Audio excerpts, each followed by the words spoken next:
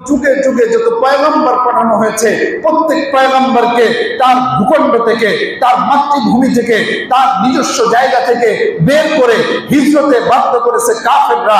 মক্কাবাসীও আল্লাহ রাসূল সাল্লাল্লাহু আলাইহি ওয়াসাল্লামকে আল আমিন হিসেবে জানতো। আল্লাহ রাসূলের কাছে তারা ব্যাংকের মতো আমানত সকলে মিলে রেখে দিত।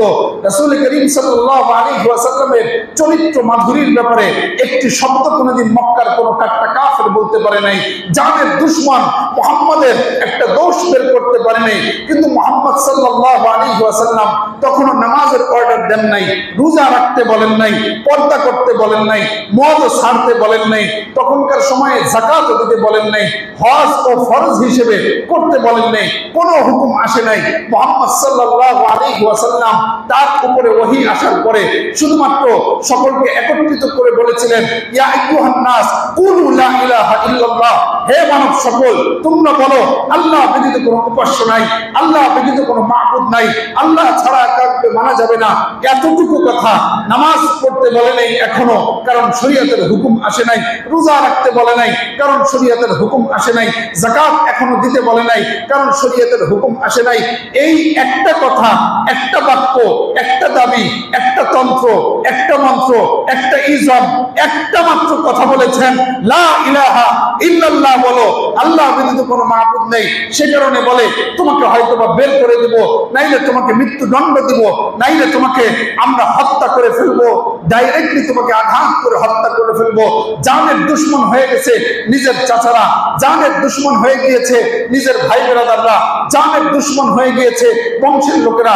কারণ একটা ছিল আল্লাহকে মানা, আল্লাহর একত্ববাদকে প্রচার করা। সেই আল্লাহর একত্ববাদকে যখন প্রচার করতে রাসূল পারেন নাই, দ্বীনের জন্য নিজের জীবনকে বাজি রেখে, মাতৃভূমির মায়াকে ত্যাগ করে, সম্পত্তির মায়াকে ত্যাগ করে, ক্ষমতার মায়াকে ত্যাগ করে সব কিছু দিয়ে দিতে চেয়েছিল। সবকিছুকে ত্যাগ করে একমাত্র হককে প্রতিষ্ঠার জন্য বাতিলকে লাঠি মেরে দিয়ে রাসূল করিম সাল্লাল্লাহু আলাইহি ওয়াসাল্লাম মদিনায় হিজরত করার কারণে আজও টুপি মাথায় দিয়ে কোরআনের কথা বলতে পারি, হাদিসের কথা বলতে পারি, মসজিদে আসতে পারি, মাদ্রাসা কায়েম হয়েছে, আল্লাহর নাম আমরা নিতে পারি। এর সূতিকাগার, এর সূচনা লগ্ন হয়েছিল হিজরতের মাধ্যমে। হযরত আলী লম্বা চওড়া বয়ান দিয়ে বললেন, হিজরতই হবে আমাদের ইসলামিক ক্যালেন্ডার আর ইসলামী পঞ্জিকার প্রথম সূচনা। হিজরতকে কেন্দ্র করে আমাদের বর্ষ গণনা শুরু হবে। আমিরুল মুমিনিন, খলিফাতুল মুসলিমিন, খলিফায়ে সানি আল ফারিক বাইনাল হক ওয়াল বাতিল হযরত ওমর ফারুক রাদিয়াল্লাহু তাআলা আনহু রাষ্ট্রীয়ভাবে ঘোষণা করলেন, আজকে থেকে ইসলামের বর্ষ হিসেবে হিজরি বর্ষ মুহাম্মদুর রাসূলুল্লাহ হিজরতকে কেন্দ্র করে সারা পৃথিবীতে হিজরি বর্ষ আর ক্যালেন্ডারকে চালু করে দেওয়া। সুবহানাল্লাহ। এটা আমাদের হিজরি বর্ষের ইতিহাস।